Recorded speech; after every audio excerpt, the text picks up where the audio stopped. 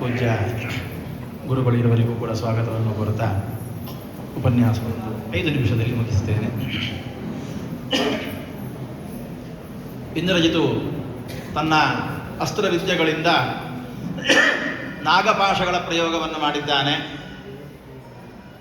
ಭಗವಂತನ ಆಜ್ಞೆಯಂತೆ ಗರುಡ ಕೇಳಿಕೊಂಡಿದ್ದ, ಎಲ್ಲರೂ ಅವತಾರ ಮಾಡ್ತಾ ಇದ್ದಾರೆ, ನನಗೂ ಅವಕಾಶ ಕೊಡಬೇಕು ಅಂತ ಕೇಳಿಕೊಂಡಾಗ, ನಿನ್ನ ಸೇವೆ ಒಪ್ಪಿಸತಕ್ಕಂತಹ ಸಮಯ ಬಂದಾಗ ನಾನಾಗಿ ಸ್ಮರಿಸ್ತೇನೆ ಅಂತ ಭಗವಂತ ಅನುಗ್ರಹ ಮಾಡಿದ್ದ. ಈ ಸಮಯದಲ್ಲಿ ಗರುಡನ ಅವಶ್ಯಕತೆ, ನಾಗಪಾಶದಿಂದ ಎಲ್ಲ ಕಪಿ ಸೈನ್ಯವನ್ನು, ವಿಶೇಷವಾಗಿ ಲಕ್ಷ್ಮಣನನ್ನು ಇಂದ್ರಜಿತು ಬಂಧಿಸಿದಾಗ ಗರುಡ ಬಂದು ತನ್ನ ರೆಕ್ಕೆ ಬೀಸುವ ಮುಖಾಂತರ ನಾಗಪಾಶವನ್ನು ಬಿಡುಗಡೆಗೊಳಿಸಿದ. ಯುದ್ಧದಲ್ಲಿ ಹತರಾದಂತಹವರು, ಅಂಗಚ್ಛೇದಕ್ಕೆ ಒಳಗಾದವರು, ನಾನಾ ವಿಧವಾಗಿ ಘಾಸಿಗೊಳಗಾದವರು, ಇವರೆಲ್ಲರನ್ನೂ ಕೂಡ ಉದ್ಧರಿಸುವುದಕ್ಕೋಸ್ಕರ ಹನುಮಂತ ಗಂಧಮಾದನ ಪರ್ವತವನ್ನು ಹಿಡಿದುಕೊಂಡು ಬಂದ. ಆ ಗಂಧಮಾದನ ಪರ್ವತದ ಗಾಳಿ ಸೂಸುತ್ತಲೇ ನಾನಾ ವಿಧದ ಘಾಸಿಗೊಳಗಾದವರೆಲ್ಲ ಮತ್ತೆ ಎಚ್ಚೆತ್ತುಕೊಂಡು, ಏನೂ ಯಾವುದೇ ರೀತಿ ಅಪಘಾತ ಒಳಗಾಗಲಿಲ್ಲ, ಆಘಾತಕ್ಕೆ ಗುರಿಯಾಗಲಿಲ್ಲ ಎಂಬ ರೀತಿಯಲ್ಲಿ ಎದ್ದುಕೊಂಡು ಮತ್ತೆ ಉತ್ಸಾಹದಿಂದ ಯುದ್ಧಕ್ಕೆ ತೊಡಗಿಕೊಂಡು, ಇಂತಹ ಯುದ್ಧಗಳು ನಡೀತಾ ಇದ್ದಾವೆ. ರಾವಣನ ಸೈನ್ಯ ಒಂದೊಂದೇ ತನ್ನ ಪುತ್ರರು, ಮಂತ್ರಿಗಳು, ಅತಿಕಾಯಾದಿ ಮಹಾ ಬಲಿಷ್ಠರು, ಬ್ರಹ್ಮವರದಿಂದ ಅವಧ್ಯರಾದವರು ಎಲ್ಲರೂ ಕೂಡ ಗತಪ್ರಾಣರಾಗ್ತಾ ಬಂದಾಗ ದಿಕ್ಕೇ ತೋಚದಂತಾಗಿ ತನ್ನ ಮೂಲ ಸೈನ್ಯವನ್ನು ಕರೆಸಿಕೊಂಡ, ಮೂಲ ಬಲ ಅಂತ ಹೆಸರು, ಅದನ್ನು ಕರೆಸಿಕೊಂಡ. ಅವರು ಎಷ್ಟು ಸೈನಿಕರಿದ್ರು ಕೇಳಿದ್ರೆ 36 ಬರುದು ಅದರ ಮುಂದೆ 70 ಸೊನ್ನೆಗಳನ್ನು ಹಾಕಿದರೆ ಎಷ್ಟು ಅಂಕೆ ಆಗ್ತದೋ ಅಷ್ಟು ದೊಡ್ಡ ಸೈನ್ಯ. ಸಹಜವಾಗಿ ಪ್ರಶ್ನೆ ಬರ್ತದೆ, ಇಷ್ಟು ಚಿಕ್ಕ ಲಂಕೆಯಲ್ಲಿ ಅಷ್ಟು ಸೈನ್ಯ ಇರಲಿಕ್ಕೆ ಹೇಗೆ ಸಾಧ್ಯ ಅಂತ. ಅದಕ್ಕೂ ಬ್ರಹ್ಮದೇವರ ವರ. ಇಷ್ಟು ದೊಡ್ಡ ಸೈನ್ಯ ಪುಟ್ಟದಾದಂತಹ ಲಂಕೆಯಲ್ಲಿ ಇರುವ ಹಾಗೆ ಆಗಲಿ, ಅವರಿಗೆ ಹೊಂದಿಕೊಳ್ಳುವಂತೆ ಲಂಕೆ ಇರಲಿ ಅಂತ ಬ್ರಹ್ಮದೇವರಿಂದ ವರ ಇತ್ತು. ಅದಕ್ಕನುಗುಣವಾಗಿ ಆ ಮೂಲ ಸೈನ್ಯವನ್ನು ರಾವಣ ಕರೆಸಿಕೊಂಡ. ಕಪಿಗಳೆಲ್ಲ ದಿಕ್ಕಾಪಾಲಾಗಿ ಓಡಿದ್ರು, ಸುಗ್ರೀವಾದಿಗಳು ಸಂತೈಸ್ತಾ ಇದ್ದಾರೆ, ಘನಘೋರ ಯುದ್ಧ. ಆ ಅಷ್ಟೂ ಸೈನ್ಯವನ್ನು ರಾಮ ತನ್ನ ಪರಾಕ್ರಮದಿಂದ ಸಂಹಾರ ಮಾಡಿದ. ಕುಂಭಕರ್ಣನ ಆಗಮನ ಆಗ್ತದೆ.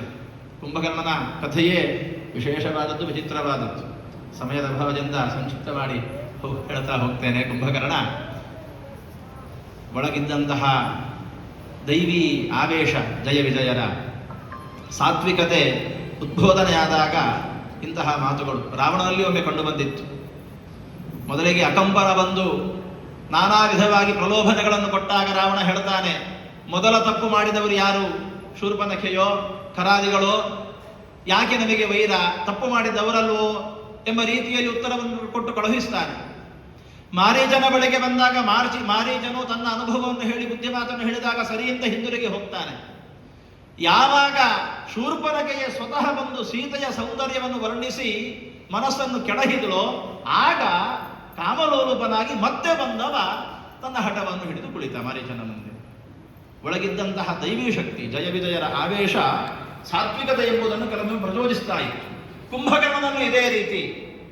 ಕುಂಭಕರ್ಣ ರಾವಣನಿಗೆ ಬುದ್ಧಿ ಹೇಳುತ್ತಾನೆ, ಬೇಡ, ಇಷ್ಟೆಲ್ಲ ರಾದ್ಧಾಂತ ನಡೆದು ಹೋಗಿದ ಯುದ್ಧದಲ್ಲಿ ನಮ್ಮ ಸೈನಿಕರೆಲ್ಲ ಅಸುನೀಗಿದ್ದಾರೆ, ಮೂಲ ಬಲವನ್ನೂ ಸಂಹರಿಸಿದ್ದಾನೆ, ಇಂದ್ರಜಿತುವಿನ ಎಲ್ಲರೂ ಕೂಡ ಮಹಾಪರಾಕ್ರಮಿಗಳು, ಬ್ರಹ್ಮಾದಿಗಳಿಂದ ವರವನ್ನು ಪಡೆದಂಥವರು, ಅವಧ್ಯತ್ವದ ವರವನ್ನು ಪಡೆದವರೆಲ್ಲರನ್ನೂ ಕೂಡ ಸಾಮಾನ್ಯ ಮನುಷ್ಯನಾಗಿ ಒಬ್ಬ ಸಂಹಾರ ಮಾಡಿದ್ದಾನೆ ಅಂತ ಹೇಳಿದ್ರೆ ಅವನನ್ನು ಸಾಮಾನ್ಯ ಮನುಷ್ಯ ಅಂತ ತಿಳಿಬೇಡ. ಸಾಕ್ಷಾತ್ ಶ್ರೀಮನ್ನಾರಾಯಣನೇ ಧರೆಗಿಳಿದು ಅವತಾರ ಪುರುಷನಾಗಿದ್ದಾನೆ ಅಂತ ತಿಳಿ. ನೀನು ಮಾಡಿದ್ದು ಅನ್ಯಾಯ. ಸೀತೆಯನ್ನು ಅಪಹಾರ ಮಾಡಿದ್ದೆ ಹೇಳಿದ್ರೆ ಜಗನ್ಮಾತೆಯಾದಂತಹ ಲಕ್ಷ್ಮಿಯನ್ನು ಅಪಹಾರ ಮಾಡಿದ್ದೆ ಅಂತ ಅರ್ಥ. ತಿಳಿಗೇಡಿದನ ನಿನ್ನಲ್ಲಿ ನಾನಾ ವಿಧ ಬುದ್ಧಿ ಮಾತನ್ನು ಹೇಳ್ತಾನೆ. ಹಠಕ್ಕೆ ಬಿದ್ದಂತಹ ರಾವಣ ಯುದ್ಧಕ್ಕೆ ಇಳಿದಾಗಿದೆ, ನದಿಗೆ ಹಾರಿಯಾಗಿದೆ, ಇನ್ನೂ ಬಟ್ಟೆ ಒದ್ದೆ ಆಗ್ತದೆ ಅಂತ ಯೋಚನೆ ಮಾಡಿದ್ರೆ ಆಗುವುದಿಲ್ಲ. ಕಾರ್ಯ ಸಾಧಿಸಿಯೇ ತೀರಬೇಕು. ನನ್ನ ತಮ್ಮ ಹೌದು ಎಂದಾದಲ್ಲಿ, ನನ್ನ ರಕ್ಷಣೆಗೆ ಸಹಾಯಕ್ಕೆ ಬರುತ್ತಿ ಎಂದಾದಲ್ಲಿ ನನಗೆ ಸಹಾಯವನ್ನು ಮಾಡಲೇಬೇಕು ಅಂತ ಆದೇಶವನ್ನು ಕೊಡ್ತಾನೆ. ಕುಂಭಕರ್ಣ ಅಣ್ಣನ ಮಾತಿಗೆ ಬೆಲೆ ಕೊಟ್ಟು ಯುದ್ಧಕ್ಕೆ ಹೋಗ್ತಾನೆ. ಆ ಕುಂಭಕರ್ಣನ ಆಕೃತಿಯನ್ನು ಕೊಂಡ ಕಪಿಗಳೆಲ್ಲ ಓಡಿ ಹೋದಾಗ ಸುಗ್ರೀವ, ಹನುಮಂತ ಇವರೆಲ್ಲ ಕುಂಭಕರ್ಣನೊಟ್ಟಿಗೆ ಯುದ್ಧವನ್ನು ಮಾಡಿ ಅವರನ್ನು, ಕಪಿವೀರರನ್ನು ಸಂತೈಸ್ತಾರೆ. ಕೊನೆಗೆ ಸ್ವತಃ ರಾಮನೇ ಬಂದು ಕುಂಭಕರ್ಣನ ಜೊತೆಗೆ ಯುದ್ಧವನ್ನು ಮಾಡಿ ಅವನನ್ನು ಸಂಹಾರ ಮಾಡ್ತಾನೆ. ಆ ಕುಂಭಕರ್ಣನನ್ನು ಸಂಹಾರ ಮಾಡಿದಾಗ ಆ ಶರೀರಕ್ಕೆ ಏನು ವ್ಯವಸ್ಥೆ, ಅದನ್ನು ಸಣ್ಣ ಸಣ್ಣ ಸಣ್ಣ ತುಂಡುಗಳನ್ನಾಗಿ ಮಾಡಿ ಸಮುದ್ರಕ್ಕೆ ಬಿಸಾಡಿದರಂತೆ. ಅಷ್ಟು ದೊಡ್ಡ ಶರೀರ ಗಾತ್ರ ಅವನದ್ದು. ತಪಸ್ಸು ಮಾಡುವಾಗ ಮೊದಲೇ ಬಂದಿತ್ತು, ದೇವತೆಗಳೇ ಹೆದರಿದ್ರು. ಯಾವ ವರಬಲ ಇಲ್ಲದೆಯೇ ಈ ರೀತಿಯಾಗಿ ಬೆಳೆದವ, ಇನ್ನು ವರಬಲ ಸಿಕ್ಕಿತು ಅಂತಾದ್ರೂ ಇವನನ್ನು ನೋಡಿಕೊಳ್ಳುವರು ಯಾರು ಅಂತ ಹೆದರಿ ದೇವತೆಗಳು ಬ್ರಹ್ಮನಲ್ಲಿ ಪ್ರಾರ್ಥನೆ ಮಾಡಿ ಬ್ರಹ್ಮದೇವ ಮೋಹ ಬರುವಂತೆ ವರವನ್ನು ಕೇಳುವ ಹಾಗೆ ಮಾಡಿದ. ಅವನ ಸಣ್ಣ ಸಣ್ಣ ತುಂಡುಗಳು ಮಾಡಿ ಸಮುದ್ರಕ್ಕೆ ಎಸೆದು ರಾವಣ ದಿಕ್ಕು ತೋಚದಂತಾದ. ಸ್ವತಃ ತಾನೇ ಯುದ್ಧಕ್ಕೆ ಬಂದು ನಿಂತ. ಅನೇಕ ದಿನಗಳ ಕಾಲ ಯುದ್ಧ ನಡೆಯಿತು. ಮಾಯಾ ಯುದ್ಧವನ್ನು ಮಾಡಿದ. ಅಸ್ತ್ರಶಸ್ತ್ರಗಳ ಪ್ರಯೋಗ ನಡೆಯಿತು. ನಾನಾ ವಿಧದ ಅಸ್ತ್ರಗಳನ್ನು ಪ್ರಯೋಗ ಮಾಡಿದರು. ಕೊನೆಗೆ ರಾಮ ಹನುಮನ ಬೆನ್ನ ಹೆಗಲ ಮೇಲೆ ಕುಳಿತುಕೊಂಡು ಯುದ್ಧವನ್ನು ಮಾಡುತ್ತಾನೆ. 10 ದಿಕ್ಕುಗಳಲ್ಲಿ ಮಾಯಾ ರೂಪದಿಂದ ಬಾಣ ಪ್ರಯೋಗ ಮಾಡಿದ 10 ದಿಕ್ಕುಗಳಿಗೂ ಬಾಣ ಪ್ರಯೋಗವಾಗುವಂತೆ ರಾಮ ತನ್ನ ಪರಾಕ್ರಮವನ್ನು ತೋರಿಸ್ತಾ ಇದ್ದಾನೆ. ಅನೇಕ ದಿನಗಳ ಯುದ್ಧದ ಬಳಿಕ ರಾವಣ ಸೋಲನ್ನೊಪ್ಪಿಕೊಂಡು ರಾಮನ ಬಾಣಕ್ಕೆ ಗುರಿಯಾಗಿ ಸಂಹೃತನಾಗುತ್ತಾನೆ. ಕಪಿ ಸೈನ್ಯ ಇಲ್ಲ ಜಯಕಾರವನ್ನು ರಾಮನಿಗೆ ಮಾಡುತ್ತದೆ. ಸಂಹೃತನಾದಂತಹ ರಾವಣನ ಬಳಿಗೆ ರಾಮ ಬಂದು ವಿಭೀಷಣನಲ್ಲಿ ಹೇಳುತ್ತಾನೆ, ರಾವಣನ ಸಂಹಾರ ಆಗಿದೆ, ಇವನಿಗೆ ಆಗಬೇಕಾದಂತಹ ಅಂತ್ಯ ಸಂಸ್ಕಾರಗಳನ್ನೆಲ್ಲ ನೀನು ಮಾಡಬೇಕು. ವಿಭೀಷಣ ತಿರಸ್ಕಾರ ಮಾಡುತ್ತಾನೆ. ಇಂತಹ ನೀಚನಿಗೆ ನಾನು ಸಂಸ್ಕಾರವನ್ನು ಮಾಡುವುದಿಲ್ಲ ಅಂತ. ಆಗ ರಾಮ ಹೇಳುವಂತಹ ಮಾತು, ರಾಮನ ವ್ಯಕ್ತಿತ್ವ, ಶತ್ರುಗಳಿಗೂ ವಾತ್ಸಲ್ಯವನ್ನು ತೋರತಕ್ಕಂತಹ ರಾಮ ಹೇಳ್ತಾನೆ, ಮರಣಾಂತಾನೀಹ ವೈರಾಣಿ, ಯಾವ ವೈರ ಇದ್ರೂ ಕೂಡ ಸಾಯುವವರೆಗೆ ಮಾತ್ರ. ಹಾಗಾಗಿ ನಿನ್ನ ಅಣ್ಣ ಮಕ್ಕಳೆಲ್ಲರೂ ಗತಪ್ರಾಣರಾಗಿದ್ದಾರೆ, ಸಂಸ್ಕಾರ ಮಾಡಬೇಕಾದ ನಿನ್ನ ಕರ್ತವ್ಯ. ವೈರವನ್ನೆಲ್ಲ ಮರೆತು ಉಚಿತವಾದಂತಹ ಸಂಸ್ಕಾರಗಳನ್ನು ನೆರವೇರಿಸು ಹೇಳಿ ರಾವಣನಿಗೆ ಸಂಸ್ಕಾರಗಳು ನೆರವೇರಿದ ಬಳಿಕ ವಿಭೀಷಣನಿಗೆ ಪಟ್ಟಾಭಿಷೇಕ. ಮೊದಲು ಮಾಡಿದ ಕಾರ್ಯ ವಿಭೀಷಣನಿಗೆ ಪಟ್ಟ. ಯಾಕೆ? ಯಾವುದೇ ದೇಶದಲ್ಲಿ ಅರಾಜಕತೆ ಇರಬಾರದು ಎಂಬುದು ರಾಮನ ಆಲೋಚನೆ. ವಿಭೀಷಣನಿಗೆ ಪಟ್ಟಾಭಿಷೇಕ ಮಾಡಿದ. ಹನುಮಂತ ಸೀತೆಯ ಬಳಿಗೆ ಬಂದು ನಡೆದ ಘಟನೆಗಳನ್ನೆಲ್ಲ ತಿಳಿಸಿದ. ವಿಭೀಷಣನು ಬರ್ತಾನೆ. ರಾಮ ವಿಭೀಷಣನಿಗೆ ಹೇಳಿದ್ದ, ಸೀತೆಗೆ ರಾಜಪೋಷಾಕಗಳನ್ನೆಲ್ಲ ಕೊಟ್ಟು ಅವಳನ್ನು ಕರೆಕೊಂಡು ಬಾ.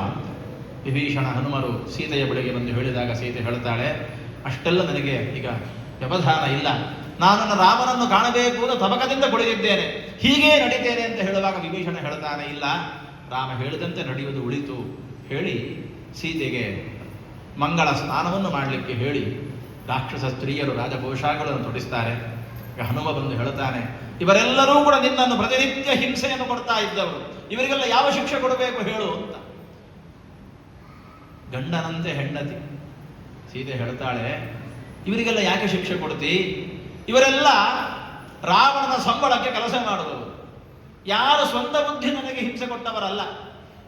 ರಾವಣ ಹಿಂಸೆ ಕೊಡಿ, ಅವಳನ್ನು ಪ್ರಚೋದಿಸಿ, ಅವಳ ಮಾನಸಿಕವಾಗಿ ಅವಳಿಗೆ ವ್ಯಥೆಯನ್ನುಂಟು ಮಾಡಿ ಅಂತ ಪ್ರಚೋದಿಸ್ತಾ ಇದ್ದ, ಅದಕ್ಕಾಗಿ ಸಂಬಳ ಕೊಡ್ತಾ ಇದ್ದ, ಅದಕ್ಕೋಸ್ಕರ ಅವರು ನನಗೆ ಹಿಂಸೆಯನ್ನು ಮಾಡ್ತಾ ಇದ್ದಾರೆ ವಿನಃ ಸ್ವಂತ ಬುದ್ಧಿಯಿಂದ ಯಾರೂ ನನಗೆ ಹಿಂಸೆಯನ್ನು ಕೊಟ್ಟವರಲ್ಲ, ಮಾನಸಿಕವಾಗಿ ಘಾಸಿಯನ್ನುಂಟು ಮಾಡಿದವರಲ್ಲ.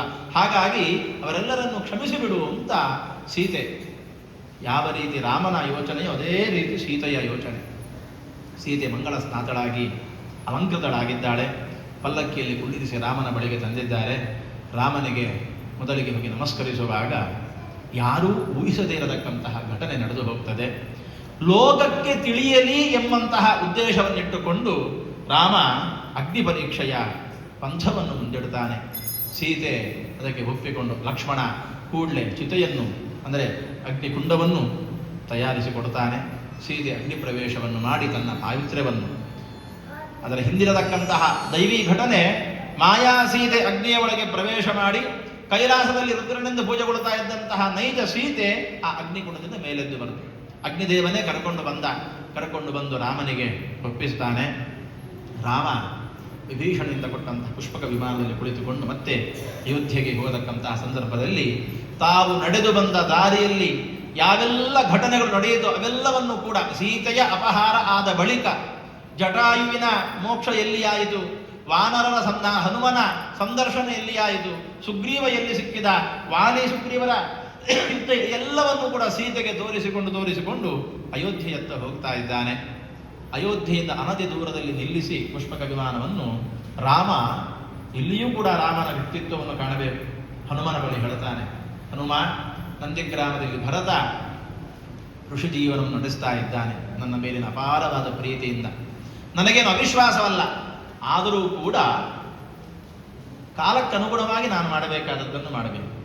ನೀನು ಹೋಗಿ ರಾಮ ಬಂದಿದ್ದಾನೆ ಅಂತ ಭರತನಿಗೆ ತಿಳಿಸು. ತತ್ಕ್ಷಣ ಭರತನ ಮುಖದಲ್ಲಿ ಯಾವ ಭಾವನೆ ಉಂಟು ಅಂತ ಗಮನಿಸು. ಅಯ್ಯೋ ರಾಮ ಬಂದನಾ ಎಂಬ ಒಂದು ರೇಖೆ ಕಂಡರೂ ಕೂಡ ಕೂಡಲೇ ಬಂದು ನನಗೆ ತಿಳಿಸಬೇಕು. ಇಲ್ಲಿಂದ ನಾನು ಹಿಂದಿರುಗಿ ಹೋಗ್ತೇನೆ. ನನಗೇನು ಅಯೋಧ್ಯೆಯ ರಾಜ್ಯ ಸಿಂಹಾಸನ ಬೇಕು ಅಂತಿಲ್ಲ, ಭರತನೇ ರಾಜನಾಗಿ ಆಳ್ಳಿ. ಭರತನ ಮುಖಭಾವ ಹೇಗುಂಟು ಅಂತ ಗಮನಿಸಿ ನನಗೆ ಹೇಳಬೇಕು ಅಂತ ಹನುಮನನ್ನು ಕಳುಹಿಸಿದಾಗ ಹನುಮ ಹೋಗಿ ಭರತನಿಗೆ ಹೇಳಿದ್ದೇ ತಡ. ರಾಮ ಬಂದಿದ್ದಾನೆ ಅಂತ ಸಂತೋಷದಲ್ಲಿ ಸಂಭ್ರಮದಲ್ಲಿ ಹುಚ್ಚೆದ್ದು ಕುಣಿದು ಭರತ ಓಡೋಡಿ ಬಂದು ರಾಮನ ಕಾಲಿಗೆ ಬಿದ್ದು ರಾಮ ಸ್ವಾಗತ ಅಂತ ಕಣ್ಣೀರಿನಿಂದ ಅವನಿಗೆ ಪಾದ್ಯಾದಿಯನ್ನು ಅರ್ಪಿಸಿ ಸ್ವಾಗತಿಸಿ ಕರ್ಕೊಂಡು ಹೋದ. ಎಲ್ಲ ಕಪಿವೀರರ ಸಮ್ಮುಖದಲ್ಲಿ ವಸಿಷ್ಠ ಕುಲಗುರುಗಳು ವಸಿಷ್ಠರ ಸಮ್ಮುಖದಲ್ಲಿ ರಾಮನಿಗೆ ಪಟ್ಟಾಭಿಷೇಕ ಆಗಿದೆ. ಅಯೋಧ್ಯೆಯ ರಾಜನಾಗಿ, ರಾಜ ರಾಮನಾಗಿ, ಸೀತಾರಾಮನಾಗಿ, ಪ್ರಜಾರಂಜಕನಾಗಿ ಅನೇಕ ವರ್ಷಗಳ ಕಾಲ ರಾಮ ರಾಜ್ಯಭಾರವನ್ನು ಮಾಡಿದ. ರಾಮನ ಪಟ್ಟಾಭಿಷೇಕದ ಕಥೆಯ ಜೊತೆಗೆ ಇವತ್ತು ಎಕ್ಸ್ಪ್ರೆಸ್ ವೇಯಲ್ಲಿ ಓಡಿದಂತಹ ರಾಮಾಯಣ ಕಥೆಯನ್ನು ಮುಕ್ತಾಯಗೊಳಿಸ್ತಾ ಇದ್ದೇನೆ. ಮಂಗಲಂ ಕೋಸಲೇಂದ್ರಾಯ ಮಹನೀಯ ಗುಣಾಬ್ಧಯೇ ಚಕ್ರವರ್ತಿ ತನೂಜಾಯ ಸಾರ್ವಭೌಮಾಯ ಮಂಗಲಂ. ಶ್ರೀಹರಿಪ್ರಿಯದಾಮ ಗುರುಗಳ ಅಂತರ್ಯಾಮಿಯಾದಂತಹ ಮಧ್ವಾಂತರ್ಗತ ಗೋಪಾಲಕೃಷ್ಣನಿಗೆ ಸರ್ವವು ಸಮರ್ಪಿತ. ಹರಿಪ್ರಿಯದಾಂ ಹರಿಪ್ರಿಯದ. ಈ ರಾಮನ